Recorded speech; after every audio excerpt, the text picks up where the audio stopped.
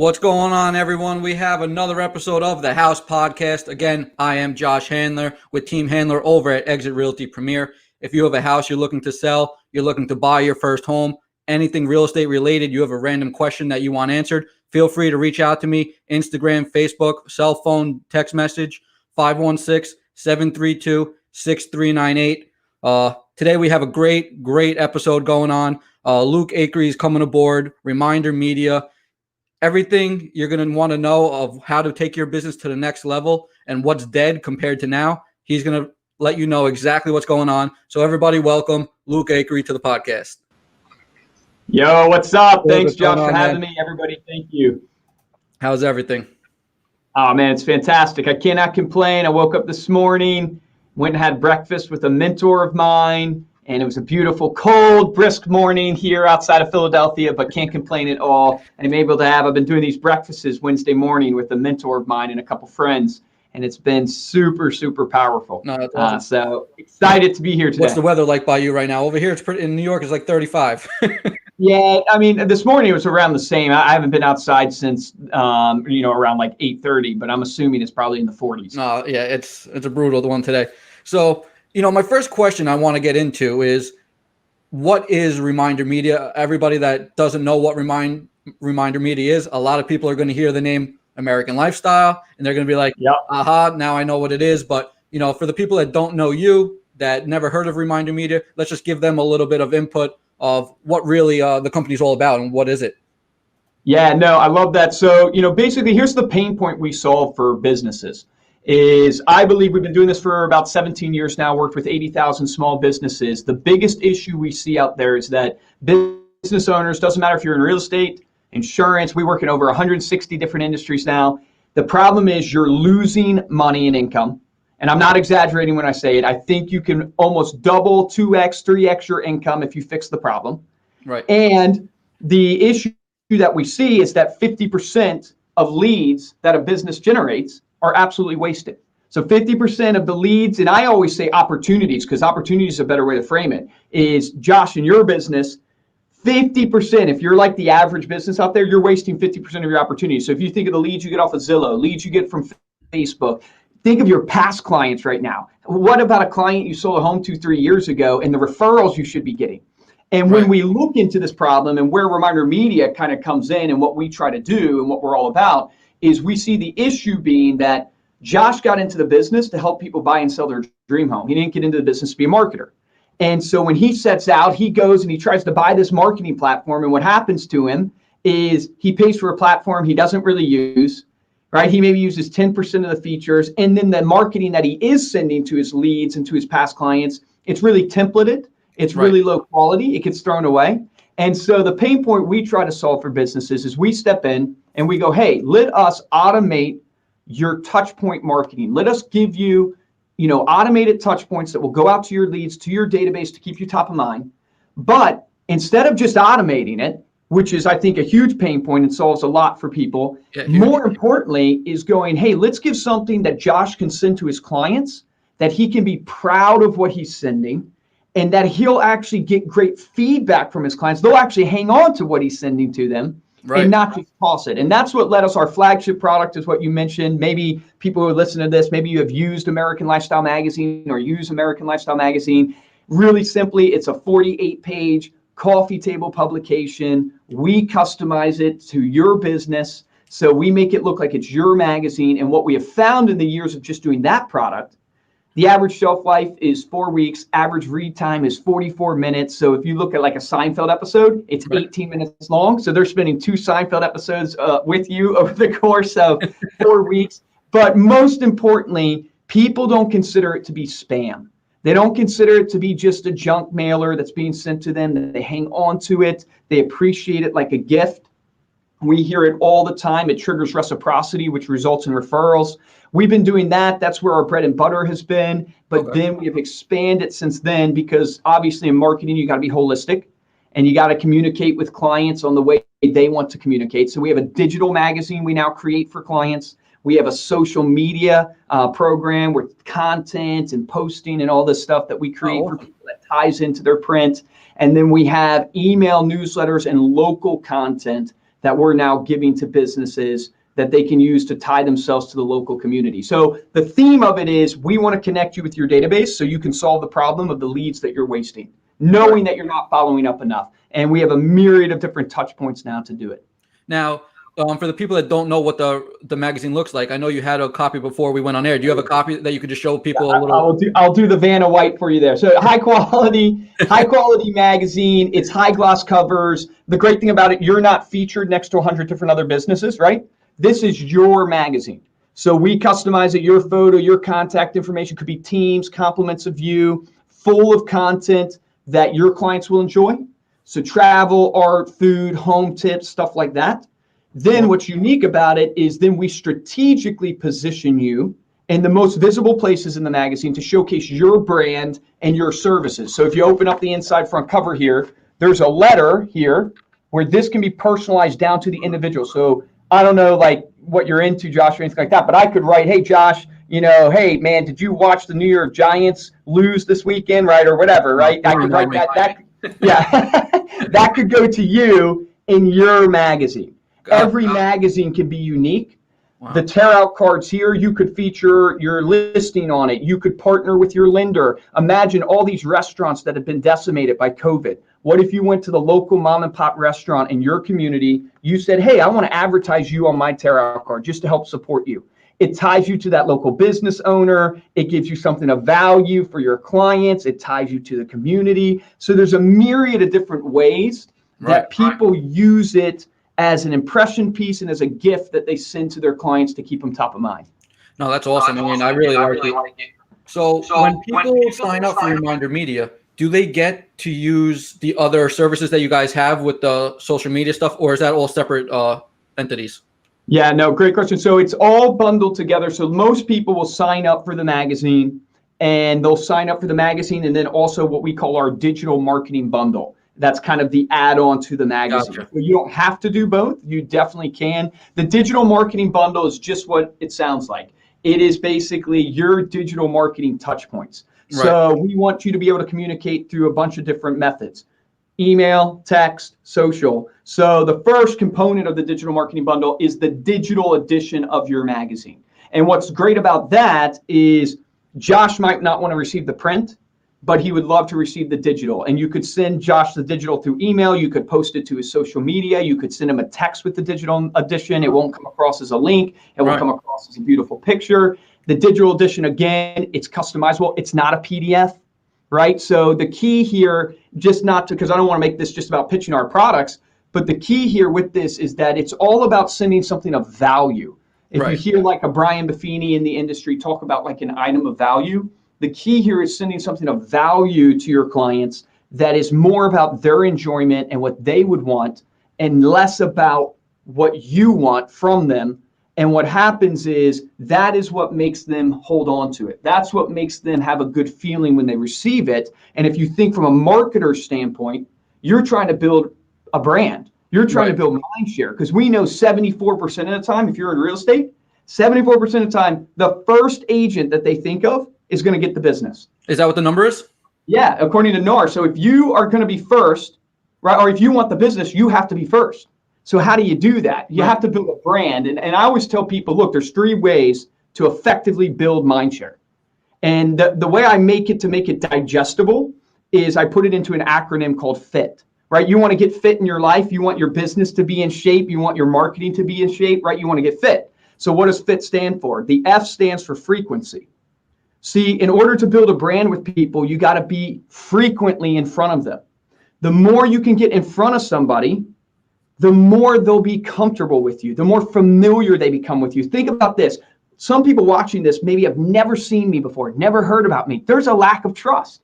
Right. You and I are meeting for the first time. We're kind of comfortable with each other because we do this all the time, this type of stuff. Right. We're not truly comfortable, but I guarantee you this, man, if we were frequently talking, we'd get more and more comfortable and the trust would start rising, and people want to do business with people they know, like, and trust. So you got to be frequent, but it's not just about frequency of communication.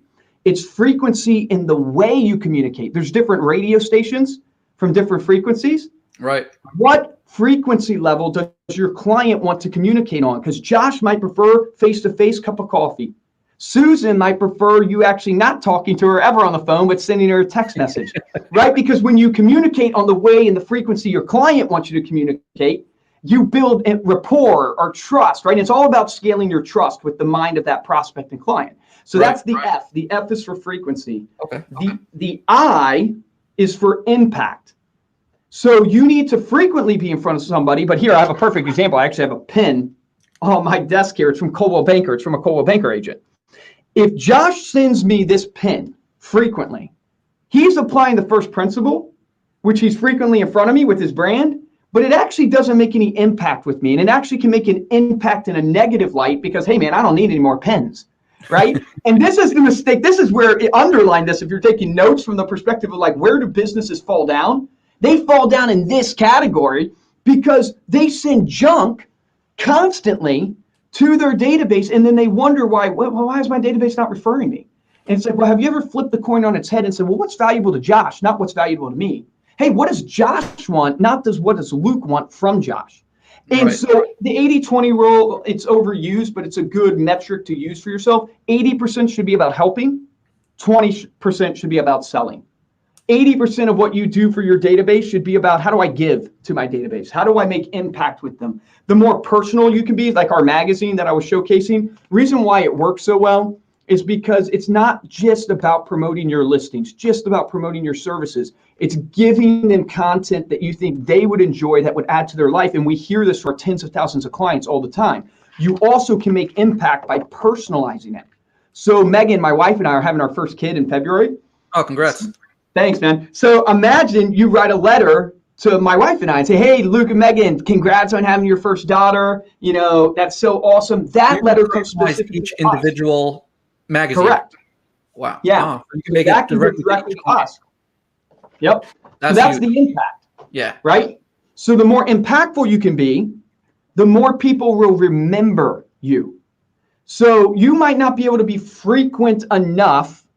So you need to compensate your frequency with also the impact. So you need to do things that are impactful for your database, but it can't just be about consistency and impact. And the reason why I tell people that is because Josh, as the real estate agent, doesn't need a bunch of best friends, right? You probably have a good core group of friends. You're not looking to create 100, 1,000 best friends. Right. You're looking for more business.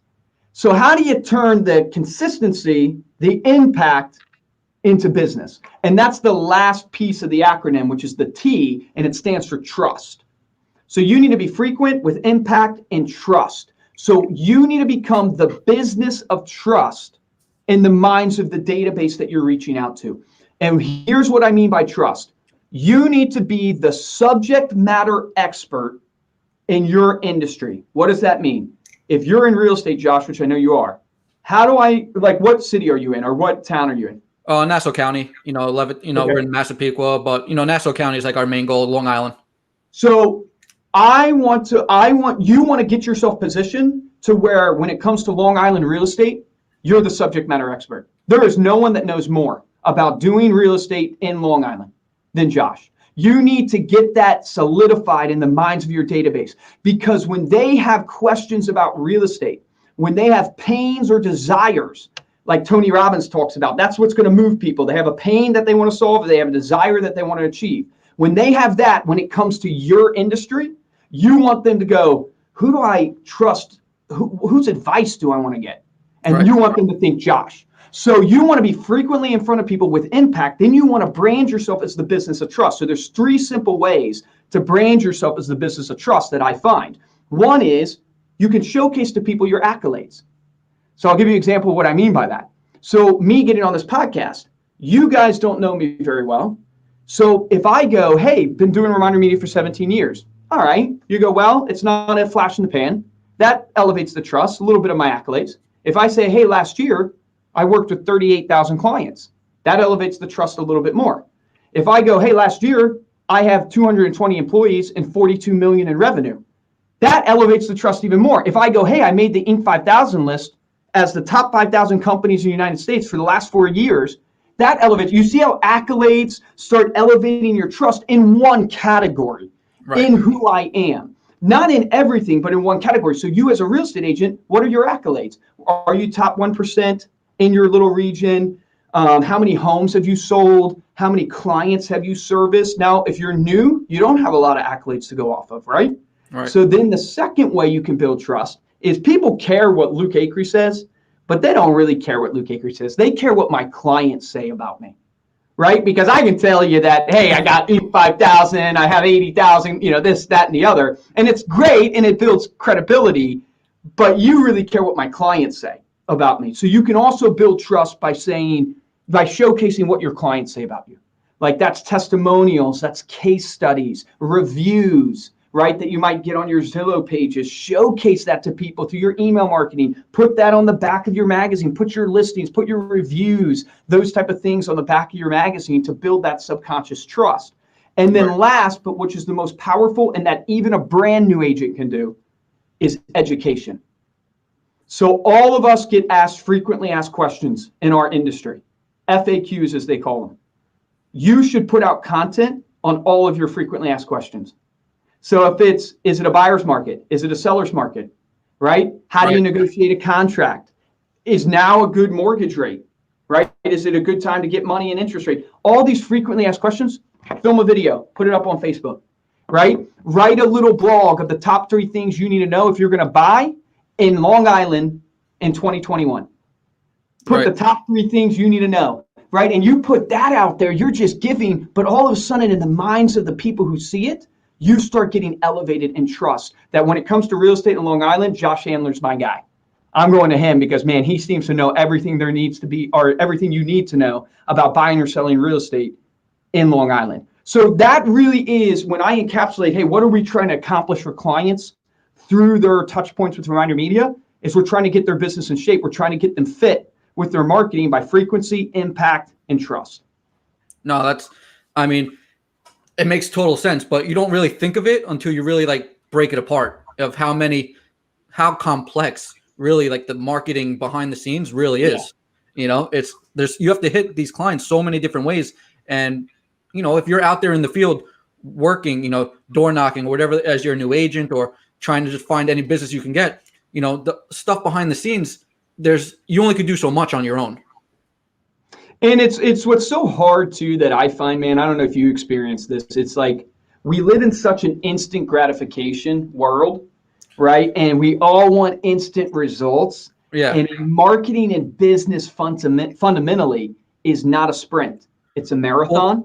Well, that's the thing. Like we just started, doing social media. We hired a production team that does all our custom videos and, all our posting and stuff. And people ask, oh, well, how do you know if it's worth the money that you're paying? I was like, well, right now we don't. This is more like a long-term game. We're kind of using this more to build that brand, and get that brand recognition. Right now, it's only been 6 months. We don't know what it's going to be. It could take a year. It could take 2 years. It could take 5 years before you start seeing that return where people start seeing you here, there, and the other, and anywhere. 100%. We have a perfect example of that in our own podcast.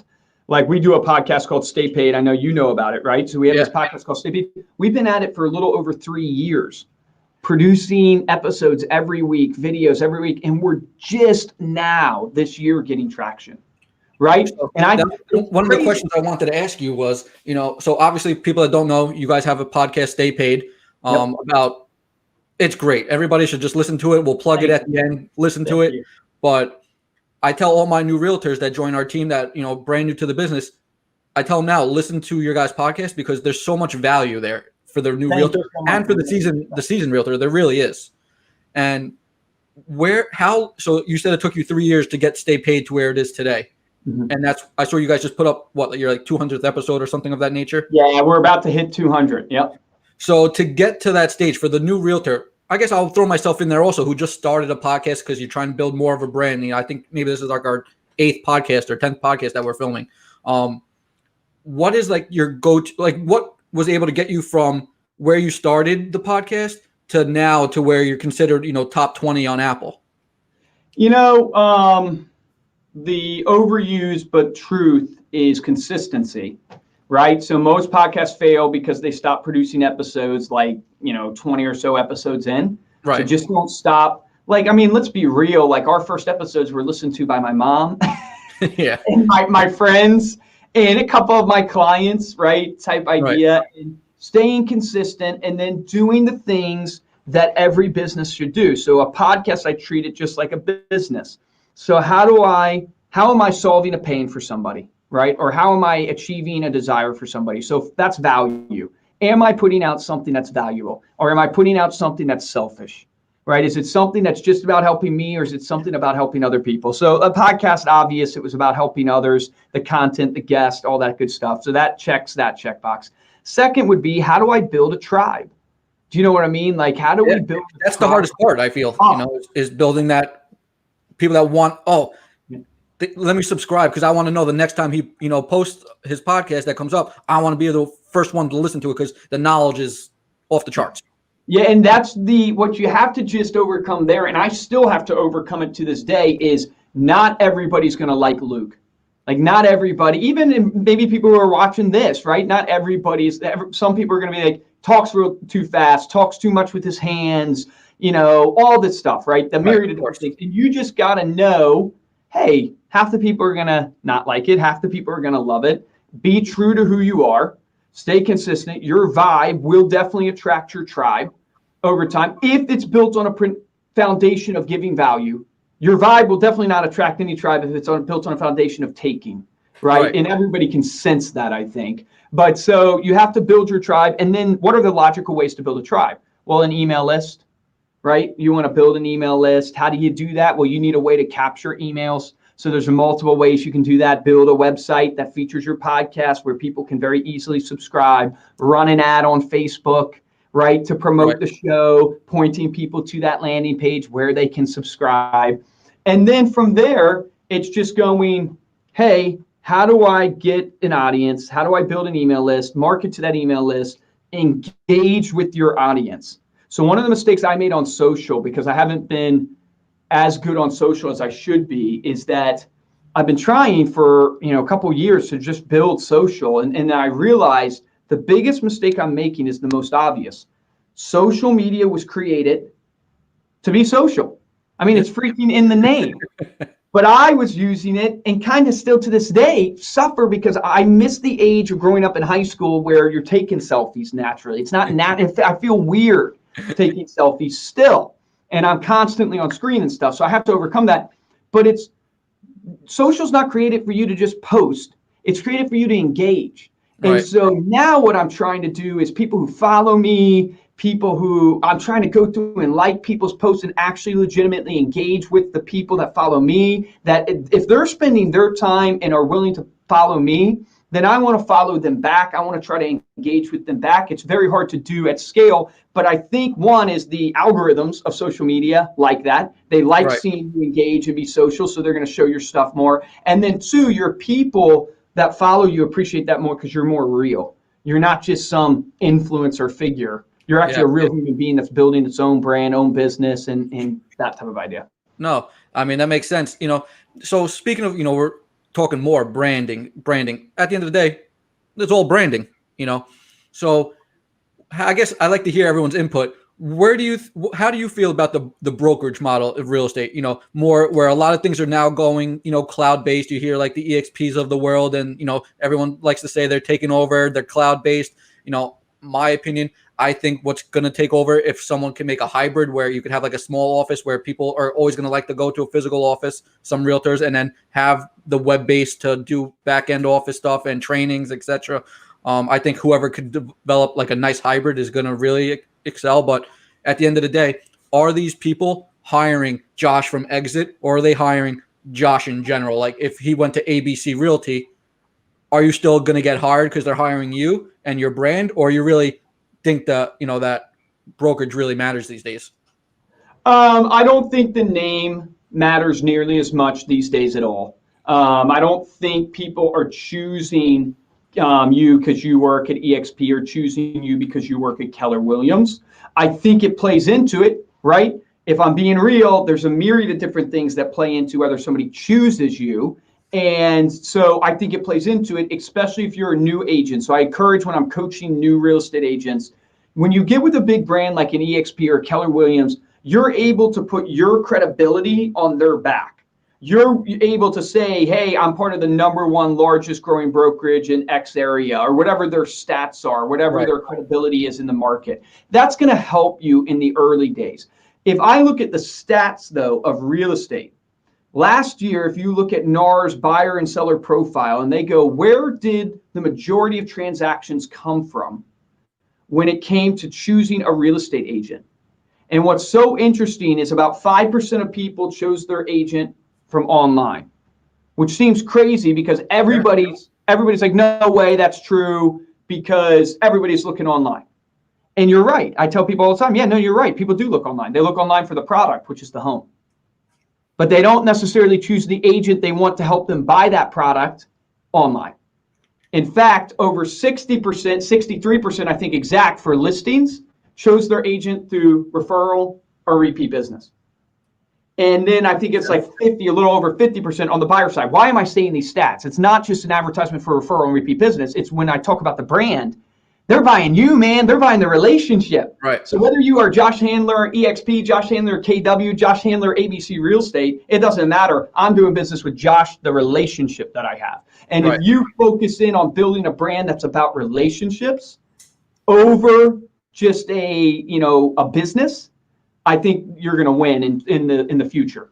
This is all about personalization moving forward. It's all about how convenient you can be and how personal you can be. It's not even about being known anymore. It's about being known, liked, and trusted and remembered. And in order to do that, you have to have a real relationship with people. Do you think building the brand, the old cold calling, the door knocking is going to become extinct, or do you think that'll always be there and it's going to be more that one-on-one experience where, sending them a magazine for the first time, or seeing you on, all these people that, were on park benches back then, and people that still are? Yeah, I mean, I don't knock any of it. Here's what I say. I think cold calling is not dead. As Grant Cardone says, this might offend some people, but cold calling's dead because you suck. Like I have, 70 people on the phones hunting basically every single day, cold calling. Right. That's the same thing with Zillow. People, I pay for marketing with Zillow on our team, and we crush it. Absolutely crush it. But every single person in our office will be like, Zillow sucks. It's the biggest waste of money. It's the person that's are you following up? How are you following up? How are you engaging? Like, it's the person on the other line. It's not, if it sucked, would they be in business doing what they do? Correct. Now, 100%. I think what it is you're not trained at cold calling, and cold calling is very, very hard. Like, it's a grind. And humans, we don't like rejection, and you're getting rejected 98% of the time with cold calling. Here's what I would say is you want to build a business that ultimately becomes a business that attracts a business. So when you start out, you have to do the sweat equity. Because one, you don't have you haven't put in to where you get the attraction-based business, and you might not have the capital to write the check equity. Right. So you can't pay other people to do your cold calling for you. You can't pay other people to market for you on Facebook yet. You don't have the money. So you got to put in the sweat equity. If you get into this business in real estate specifically, and you need deals right away, well, you got to go to where the deals are. You got to go to where the buyers and sellers are. And you know where they are? FSBOs and expireds. Those people are actively trying to get out of their home or to sell their home, right? You also got to go to where the buyers are. Where the buyers go to open houses. You need to work open houses every single weekend, right? That type of way, because buyers are naturally coming in. And there's a myriad of other ways that you can put in sweat equity today and start trying to generate leads. At the same time, though, you can start trying to build your brand. And the building of your brand can be sending out the magazines to your sphere, advertising on Facebook, doing a client event in the community. Those things won't do return on investment maybe immediately, but they are building your brand long term. And when the real estate agent, like using my brother as an example, maybe you've heard me talk about him before, right? He's going to probably do 200 deals this year, and him and his team. And he started 3.5 years ago. And his first year in the business, the exact thing he did was, hey, look, I got to get deals today. FSBOs and expires, man. He was on the phone all the time. And when he ran out of those leads, he called absentee owners. People who don't live in that home anymore and it's looking maybe run down, and he called them up, tried to find them through the tax records, called them up and tried to see if he could sell that home for him to investors that he had found. So he did the sweat equity. He did 35 transactions his first year. His second year, because at the same time he was doing the sweat equity, he was also building a brand. So he's doing the magazine and he's getting that out in all the waiting rooms. He's getting his sphere of influence into a database and marketing to him, building his brand. His second year, he did 78 transactions. His third year, he did 100 transactions. And this year, he's going to do probably 200 transactions. Now, if he doesn't, he's making me a liar. So, Stephen, don't make me a liar. That's incredible growth. Incredible growth. The point being is like he did both. He did both. So cold calling's not dead. It's hard, and it's a way to generate deals immediately. The best business you can build is an attractive-based business. An attractive-based business is built off of relationships. Relationships are built off of you truly connecting at a personal level with people and giving more than you take. So I guess to break it down, what would you say is the two top things that a brand new realtor can do with no money that's getting into the business? And then once they start building in some, deals, and they're putting maybe 10% away on the side of every transaction that they're making, to start building their brand with paid, advertising, what would the, top 2 or 3 things that you would recommend for a new realtor, or even a realtor that just wants to start getting into marketing on that side, I guess on both sides? Yeah, no, I think it's great. Top number one thing you need to do right away is build your database, right? So you have a sphere, whether you know it or not, you got to get them into a database. It is the most important thing to do when you go. The value of your business, long-term and in the short term, is that database. So you got to do that. That's the infrastructure thing you got to piece together. But from an actual lead generation standpoint, if you're brand new in the business, you don't have a lot of knowledge, and knowledge is the number one thing consumers look for when they're choosing an agent. Can you actually help me? Right? From that perspective, I would very, very much encourage you, get with the top producing brokers in your business, right? In this office that you have, ask them if you can run their open house. Ask them if you can work their open house with them. 2 things will happen is you will, if you can do open houses in your area, and then if you can't, we can talk about cold calling stuff, but you'll actually learn from that top producer. And those top producers, a lot of times, that's how they came up through the ranks, is they had other top producers helping them, and you naturally have the buyers coming in that might not be represented.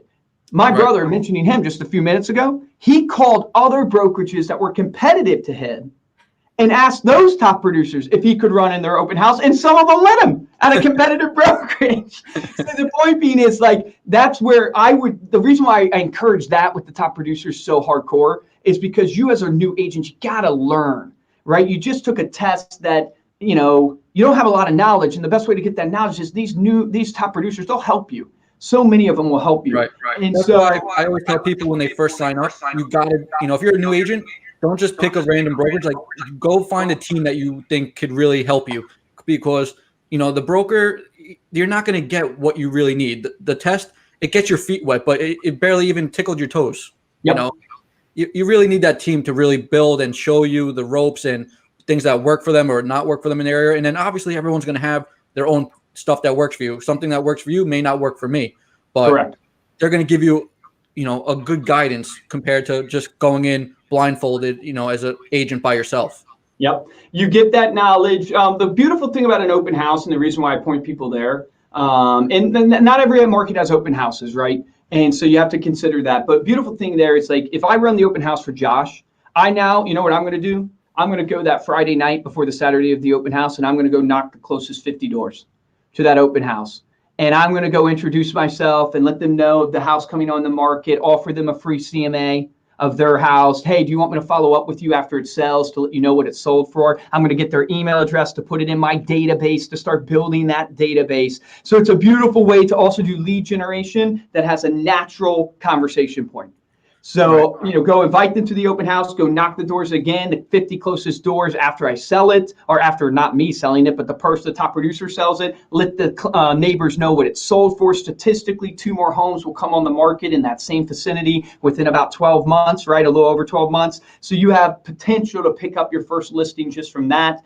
If you can't do open houses, you got to go again to where the business is. So there's 2 places or 3 places where that is. For me, it's FSBOs and expireds in your sphere of influence through referrals, right? So most people get into real estate because their mom wants to sell a house, or they have a friend and that's their first deal. Some people don't have any deals, but they have it through their sphere. So you can prospect FSBOs and expireds. The key is with FSBOs is over, I want to say the stat is, but you have to fact check it. I want to say it's in the high 80s that end up using a real estate agent. And so the question is not will they, it's more times than not they will, it's just when.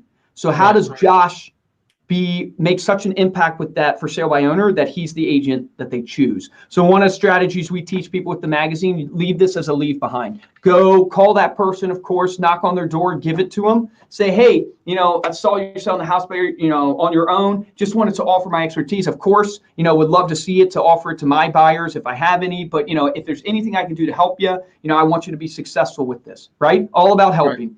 Give that magazine as a leave behind. My brother, first year in the business, did 3 transactions from that FSBO strategy, because they're going to use an agent, because a lot of them don't have success. Maybe not in this market because homes are flying off. Yeah, now an idiot could almost sell a house. So it depends on the market. I have to caveat everything I say. And this speaks to, so everybody knows, man, there's a lot of gurus out there, and I don't want to throw anybody under the bus, but they make it seem like there's one way or there's 2 strategies. Look, there's a myriad of different ways, and there's a myriad of different variables. What doesn't change are the principles. Principles of you got to be consistent, right? That doesn't change. The principle of you got to create impact and give value, that doesn't change. The principle that you got to build trust, that doesn't change no matter what market you're in. Right. That's why I always, kind of share with people. So I would go after FSBOs and expireds and start building that way. Usually when an agent is starting out, I encourage them to pick 2 that they'll commit to hardcore. Biggest mistake new agents make is shiny object syndrome. So everybody likes the fancy stuff, and everybody wants the satisfaction now. Yep, and they buy everything under the sun. Every salesperson that calls them, it's like promising them leads, whatever it is, they buy it. And I am all about taking action, but commit to your calendar. You need to be an expert. You want a thriving business, you have to be an expert at lead generation, lead follow-up, and lead conversion. So what is the one thing you must commit to every day on your calendar, bar none? You must prospect every day. I would say minimum 2 hours every day. And when you're in the beginning, it should be almost all day. Because what else are you doing? You don't need to work on that logo. You don't need to work on that contract or whatever that you don't even have a buyer for or a seller for yet. Right. You need to work on talking to people, refining your craft, lead generation, lead follow-up, lead conversion. And so get on those phones all day long, get out there, shake hands, kiss babies, everybody that you come into contact with, introduce yourself to. You'll refine it and build rapport as you go. Josh Handler, the guy that gives you coffee every day, introduce yourself to Josh. Talk to him every time you're going to that Starbucks, talk to him, get to know him, and then say, hey, Josh, man, hey, I'm a real estate agent. Love to be your go-to agent. Yeah, well, that's like, I've said it on multiple podcasts before. When Ryan Serhant said when he first came into the business, he had no money, no deals, no sphere. His rule was, I'm going to talk to 3 random people a day, because you never know what it's going to turn into. So I kind of embraced that. Like you said, you go into a Starbucks, you give somebody a compliment. Oh, I love your outfit. I love that jacket, or whatever the case may be. Sometimes the conversation is going to end right there, and that's fine. You gave them a good compliment. If it's honest, you gave them a compliment. If it proceeds into something, I'm just grabbing my coffee, I'm on lunch break. Oh, what do you do? Oh, what do you then it turns into, oh yeah, I do mortgages, or I do real estate, and all of a sudden, I have a friend that's possibly looking to sell. Who knows? It's so good, man. You're spot on. And the problem is most people will hear it and not do it. And then second is they'll do it one time and go, I didn't get a lot of great results for it. Or they'll do it for 30 days and I didn't get a lot of results. No, this is a habit, right? You gotta put habits in your life, and that's what's going to ultimately get you the results, right? Tom Brady doesn't win 6 championships or whatever it is up to now. Can't stand the guy, but you got to respect him, right? He doesn't win that without successful habits. And his habits are, he measures the water intake. He measures what he eats. He measures how much he sleeps. He's in the film room. He puts in the preparation to give him the confidence for when that 2-minute warning comes in the Super Bowl. He's prepared. Right. Most of us, we barely practice 30 minutes a day on our craft. Right. You got to put in the work, and it's straightforward. A lot of realtors, they want that instant satisfaction. They want the deals right away. They see the big commission checks, and they think it's just going to come in randomly, and they're not willing to go knock on it. Oh, it's 35 degrees outside. Okay, well, go knock on the doors and introduce yourself. It costs peanuts to print out a flyer of some information about yourself with a picture of your phone number and just give a little bio about yourself, even if you're new. And It's just time. And a lot of people just want to sit behind the desk and wait for the phone to ring. It's 2020. That doesn't happen anymore. Yeah, I know. So through Jared James, man, I don't know if you know who he is. He's a bigger coach in the real estate industry. But he was on our podcast the other day, and he said something I thought was Awesome. Fantastic. He said visibility trumps ability every single time. Visibility trumps ability every single time. And you're talking about printing out a flyer, it costs you peanuts. One of the reasons why you should introduce yourself and give the flyers to people, look, Starbucks doesn't have the best coffee, as Grant Cardone would say. They're just the most known. They're just on every street corner, right? So they might not have the best coffee. There might be way better coffee out there at a local mom and pop coffee shop. But guess what? Starbucks, they're the most known. When you think coffee, you think Starbucks instantly. Yeah, correct. And so you as an agent, you have to be the most known. You have to be the agent that pops into the minds of your sphere. You don't have to be the most known in the nation. You don't have to even be the most known in Denver. Maybe you want to be the most known in South Denver, right? That little area, and that's what you focus on. Yeah, because I heard another rule. I don't know if you ever heard something like this. It's like the rule of three or whatever, where like you want your name to be seen like in three places, and that's what's going to remember when they see you. Like if it's on a bus stop or it's on a park bench and it's on social media, it's like they see you, in the morning on social media. Then they're out, they see you on a bus stop, and then maybe they get an email. I think there's some studies done on that, like in psychology, like how many times you have to be in front of somebody for them to remember you. Yeah, I don't know if it's like 3 or 5 times or something like that.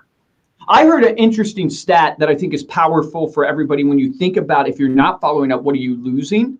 So think of like even your friends. Every month, this was written by Inc. magazine, and it was a research done by a consultant. I can't remember his last name, but his first name was like Barry. And they said every month that you don't follow up with your sphere, with your clients, you lose 10% of influence over them. And really? So every month that you're not in touch, and I thought about it in my own personal life, and I said, every month that I don't communicate with my friends from college, every month that I don't communicate, because I compare not my close friends that I'm in contact with all the day, but think about your friends from college, the people you don't talk to a ton, and go, every month that I don't talk to them, our relationship and it goes down. Yeah. It dwindles. So it's obvious. But the idea of influence and going, people buy from people they look up to. People buy from people they remember. People buy from people they know. Right. Like so sending, even if it's an email once a month and a magazine every other month or something like that, it's just keeping your name in their head for when the time may come. And that's why I always encourage people with our magazine, the top producers that use it, that take it to the next level from a business generation standpoint, we encourage them every magazine that goes out, call your clients. Use the magazine. It's just a reason to check in. Hey, Josh, just thinking about you today, man. Got my latest issue of Start Healthy magazine. Made me think of you. I remember I was sending it to you. Hey, brother, how's life going? Right? Yeah. And then it's just like, hey, if you get a chance, check out the blueberry pancake recipe, dude, on those tarot cards. I know it sounds kind of funny, but I tried them on Friday. Freaking ridiculous. Unbelievable. All of a sudden, I'm in a conversation with you now. That's natural. And then I can slowly go, hey, man, Josh, love being your real estate agent. Dude, I'm thinking about 2021 right now. I have a lofty goal for my business. I want to help 25 families really find their dream home. That's what excites me these days, is helping these families. And I was, thinking about who do I want to work with? Dude, if I could have freaking 25 Joshes in my database that I could work with, it'd be awesome. Do you know anybody, maybe some of your friends or whatever, that I could help? Maybe they're not looking to buy or sell strictly today, but maybe they just need information. I'd love to send this magazine to them to introduce myself. Do you know anybody pop to your mind? Right. Average person knows 3 to 5 people a year that need a real estate agent. Right. And just like that, you get one of those, 2 of those every other year. Now all of a sudden you got, 2 deals that you never had. That could be, $20,000. They just paid for your marketing for the next 2 years. Yeah. And the beautiful thing is, dude, what I tell people, even when they get rejected and they don't get a referral, I just planted the seed in your brain that Luke Acree values Josh and Luke Acree desires referrals.